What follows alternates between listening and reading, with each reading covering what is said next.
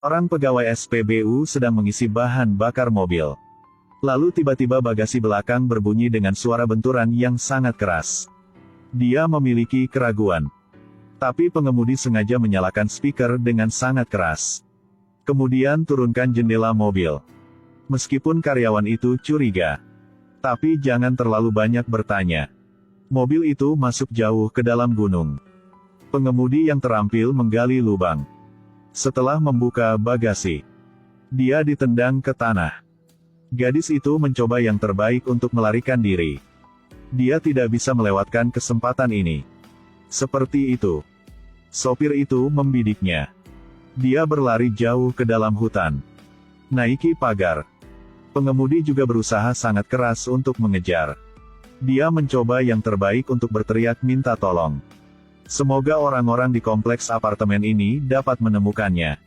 Pada saat yang sama, pria itu baru pulang kerja. Dia sangat lelah. Bersantai di sofa. Dia tidak menyalakan lampu. Tiba-tiba, dia mendengar sesuatu. Tapi tidak memperhatikan. Tiba-tiba dia mendengar teriakan. Ketika dia bangun dan pergi ke pagar. Lihat ke bawah.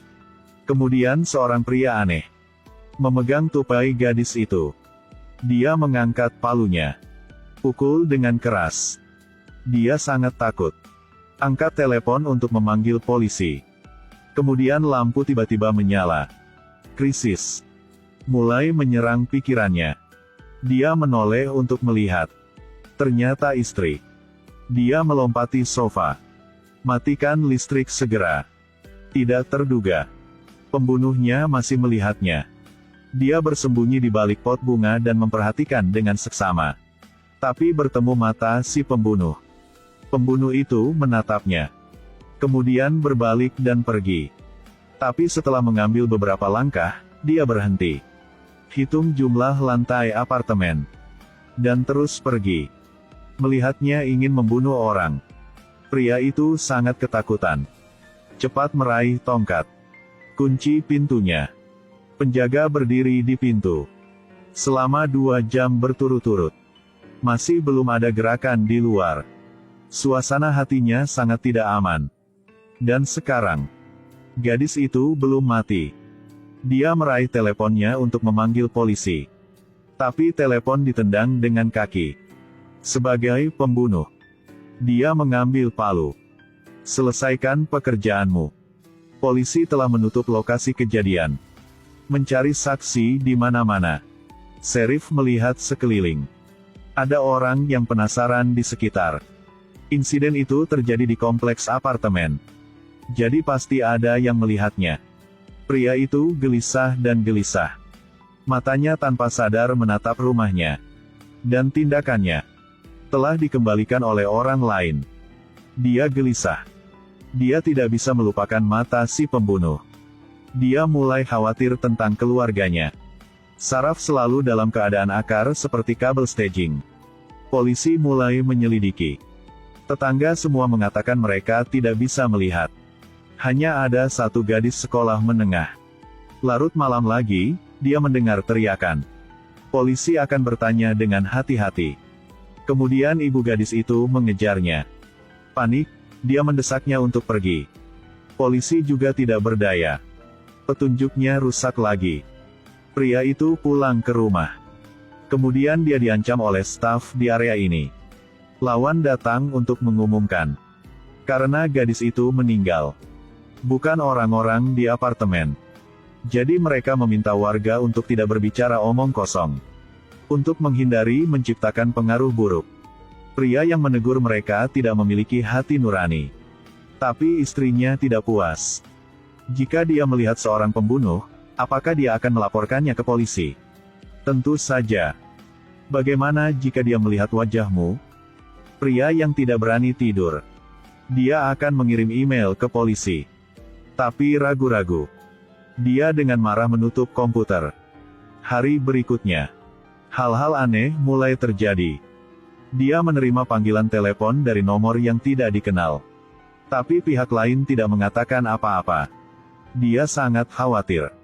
Kemanapun dia melihat, itu terlihat mencurigakan. Ketika dia menoleh, dia menemukan anjingku telah menghilang dengan sangat aneh. Pasangan itu dengan cepat pergi untuk mencari. Dan si pembunuh bersembunyi di lantai atas. Mata jahat melihat sekeliling. Pria itu turun dari mobil dan pulang. Melihat pemberitahuan untuk menemukan anjing lagi. Dia dengan cepat merobeknya. Dia tidak berani meninggalkan apapun. Mengapa istrinya begitu besar? Opsional mengungkapkan alamat rumah dan nomor telepon. Pria itu segera pulang. Disasar oleh sepeda motor. Dia terlihat waspada. Tanpa sadar berjalan lebih cepat. Lawan akan bergerak. Lalu dia mendapat tepukan di bahu. Untungnya itu Sheriff. Sheriff selama ini selalu mencari saksi.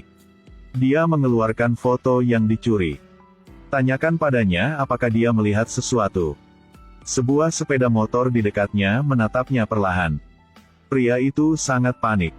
Tapi dia masih memilih untuk berbohong. Tiba-tiba Sheriff mendapat telepon. Polisi telah menemukan tersangka. Jadi segera mulai berburu. Tapi orang ini sepertinya tidak membutuhkan jaring. Dia keluar dari pengepungan. Lari ke pintu darurat. Pada saat ini telepon berdering. Itu disebut oleh korban. Sisi lain tidak mengatakan apa-apa. Sebuah bayangan hitam muncul di belakang. Polisi dengan cepat menghukum. Pelaku adalah pacar korban. Selama berburu, dia bunuh diri. Tetapi ketika dia melihat berita tentang si pembunuh, pria itu menjadi panik. Orang ini, pada dasarnya bukan pembunuh. Sang Hun sedang minum air. Lalu tiba-tiba dia mendengar teriakan minta tolong. Dia dengan hati-hati melihat ke bawah. Tepat pada waktunya untuk melihat si pembunuh. Ketika dia hendak memanggil polisi. Kemudian istri menyalakan lampu lagi. Pembunuhnya tersambar cahaya. Dia waspada. Sebelum pergi, dia ingat nomor lantai rumahnya. Dia khawatir pembunuhnya akan datang. Jadi dia tidak berani melaporkannya ke polisi. Meskipun polisi mengumumkan pembunuhnya bunuh diri karena takut kejahatan. Tapi dia sensitif untuk mencari tahu. Orang mati bukanlah pembunuh yang sebenarnya. Dia panik. Pada saat ini, bel pintu berbunyi. Tetangga di bawah. Dia mengeluarkan foto yang dirilis polisi. Buat Sang Hun panik. Sangat jelas. Malam kejahatan.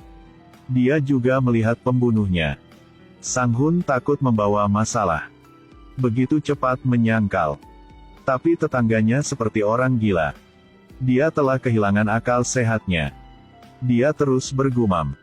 Katakanlah si pembunuh selalu berjaga-jaga di sini. Dia membidik mereka.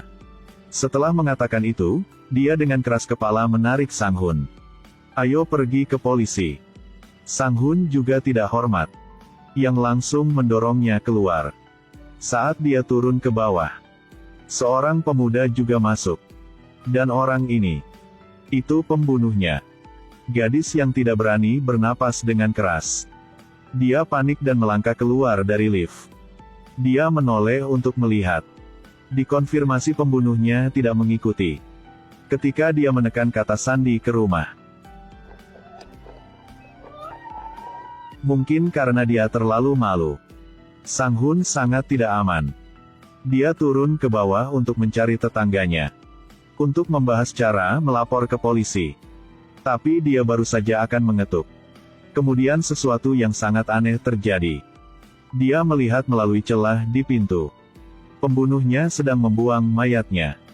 Tapi mata tetangga menatapnya. Dia baru saja akan pergi. Kemudian telepon berdering. Orang gila melarikan diri. Dia berlari ke ruang keamanan. Angkat telepon untuk memanggil polisi. Tapi dia mendengar putri memanggilnya. Dia menoleh untuk melihat. Pembunuhnya ada di dekat kalian berdua. Demi istri dan anakku. Sang Hun dengan cepat menjadi tenang. Lepaskan telepon di tangannya. Melihat si pembunuh berbalik untuk pergi. Dia dengan cepat menarik mereka berdua. Cepat pergi dari gedung. Polisi juga ada di sini.